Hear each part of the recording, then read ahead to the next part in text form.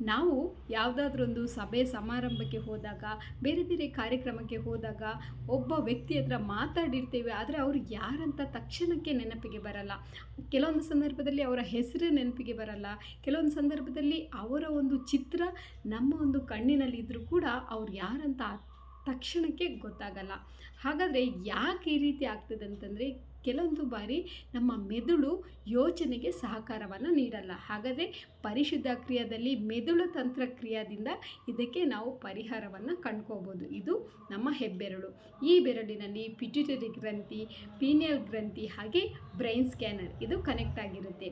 ಇದನ್ನು ಈ ರೀತಿಯಾಗಿ ಜೋಡಿಸಿ ಈ ರೀತಿ ಮಾಡಿದಾಗ ನಮ್ಮ ಮೆದುಳು ಅತ್ಯಂತ ಉತ್ತಮ ರೀತಿಯಲ್ಲಿ ಕಾರ್ಯನಿರ್ವಹಿಸಿ ನೆನಪಿನ ಶಕ್ತಿಯನ್ನು ಜಾಸ್ತಿ ಮಾಡುವುದರ ಜೊತೆಗೆ ಅತ್ಯಂತ ಸುಲಭ ರೀತಿಯಲ್ಲಿ ನೆನಪಲ್ಲಿ ಇಡೋದಕ್ಕೆ ಸಹಕಾರವನ್ನು ಮಾಡುತ್ತೆ.